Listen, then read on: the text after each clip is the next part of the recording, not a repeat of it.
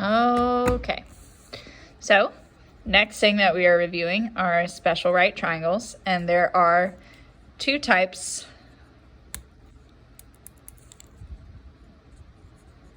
of special right triangles. We have the 45, 45, 90, and then we also have the 30, 60, 90. And they just have special rules.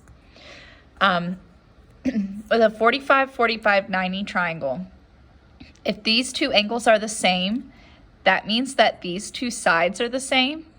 Okay, that little like line means that they are congruent. And then this side is going to be something different. So this would be x, this would be x, and to get this one, we would multiply the x by the square root of 2.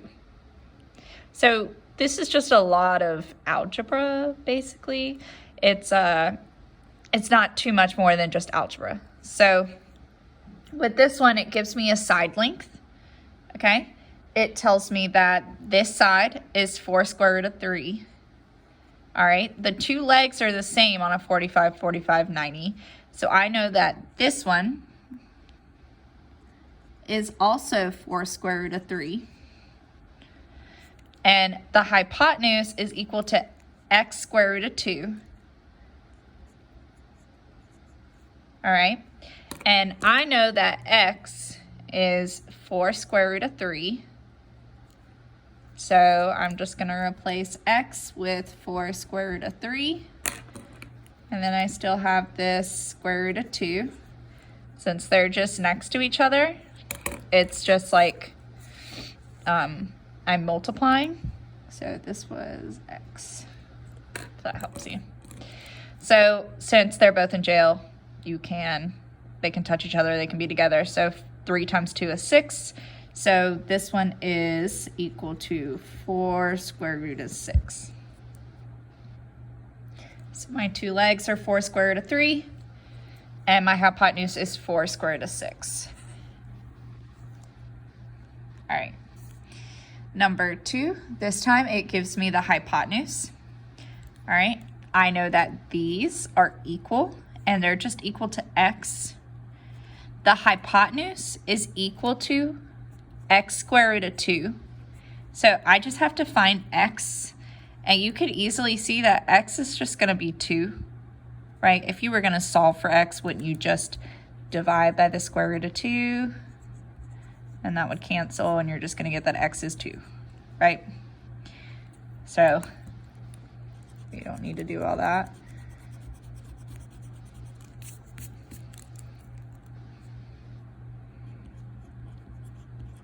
So just by looking at it, I can see that x is going to be 2.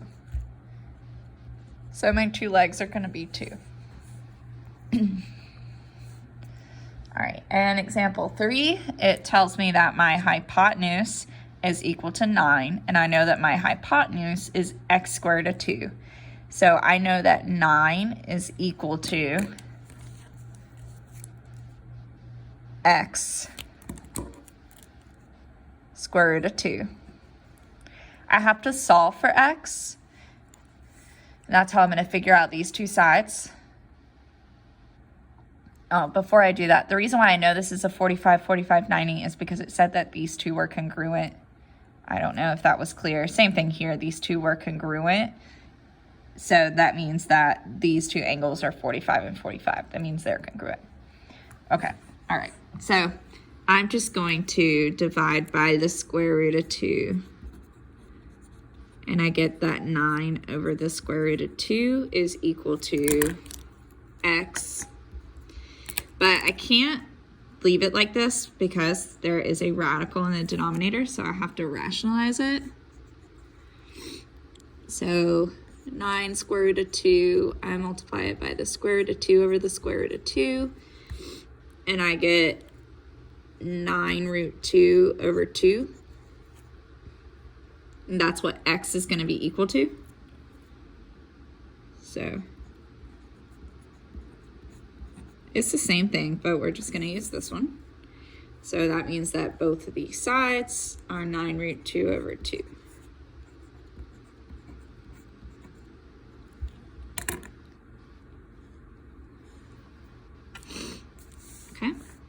All right, the bottom, we're talking about a 30, 60, 90 triangle. And in our 30, 60, 90 triangle, the hypotenuse, which is always across from the right angle, is twice as long as the longest leg. Oh, wait, sorry. Twice as long as the shortest leg. I knew that. And then the longest leg is x squared root of 3. So I don't know if you can see, that kind of looks like a 2, but the hypotenuse is 2x. The short leg is x, and then the long leg is x squared root of 3. If you're ever having trouble like figuring out what is the short leg and the long leg, like if it's not to scale, the shortest leg is always going to be across from the smallest angle, right? And the long leg is always going to be across from the 60-degree one, the bigger one. And then obviously the hypotenuse is always across from the right angle. So when I look at this one, I'm just gonna like label it. This is obviously my shortest leg. So I know that my shortest leg has to be equal to just x. So I know that this is x. All right. The longest leg, which is x squared root of 3, I know that this right here is going to be x squared root of 3.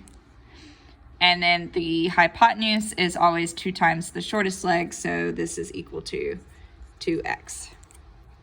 And I set that up before I do it. So I know that x is equal to 2 square root of 3.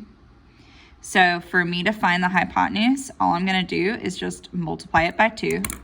So I'm just going to put this like in red so you know that it is 2 square root of 3. So to find the hypotenuse, it's 2 times x, which is going to give me 4 square root of 3. That's my hypotenuse. All right, for this one, for the longer leg, I know that x is equal to 2 square root of 3, right? But I still have, that's just x, I still have this square root of 3. So they're both inside, so I can multiply them. So this is gonna be, if I have the square root of 3 times the square root of 3, then it's just 3, because it would be the square root of 9. And 2 times 3 is 6. So if you got lost, it was 2 square root of 3 times the square root of 3. The square root of 3 times the square root of 3 is 9, and the square root of 9 is 3. So 2 times 3, which is 6. So the longer side is 6. Okay. All right, example 5, I'm gonna label, this is the shortest side, it's equal to x, there's already x there, I can leave it, or I can just write it in red, because I like red.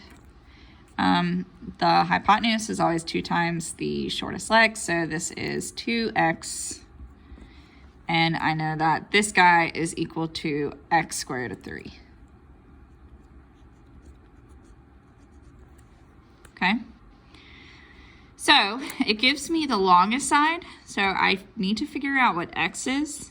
So I know that x square root of 3, I'm just like rewriting this with colors. I know that this is the longest side, and that is equal to, is that 5 square root of 2? So to solve for x, I'm gonna divide by root 3. And I get that x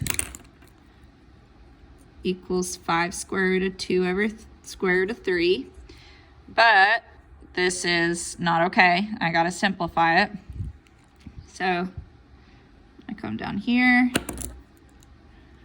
X is equal to 5 square root of 2 over the square root of 3. I have to rationalize that denominator. So square root of 3 over the square root of 3. And I get 5 square root of 6 over 3. Okay, that seems crazy that that is x, but that is x. That's my shortest side. Make sure I circle this so I still know that that is my longest side. And I still have to find the hypotenuse.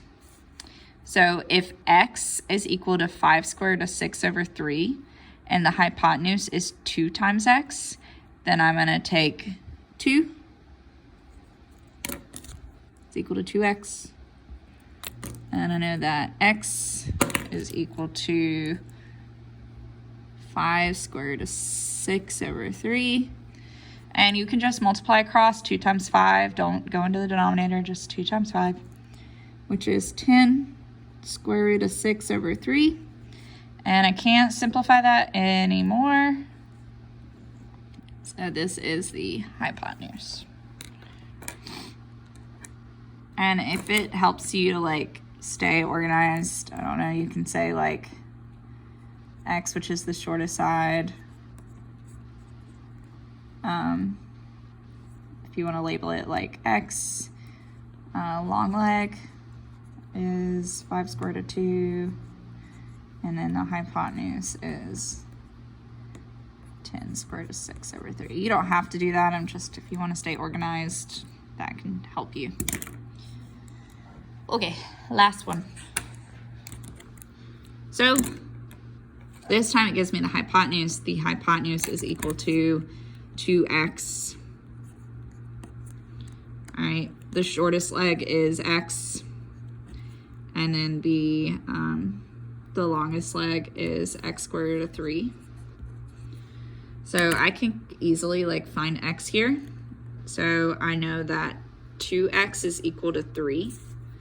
So if I divide by 2, I'm going to get that x is 3 over 2. So that means that this side right here is 3 over 2. If I know that x is 3 over 2, then when I do this side, x is 3 over 2 times the square root of 3. And you can just simplify that to 3 square root of 3 over 2. Either way is fine. You can keep it any way that you want. Okay, thank you, bye.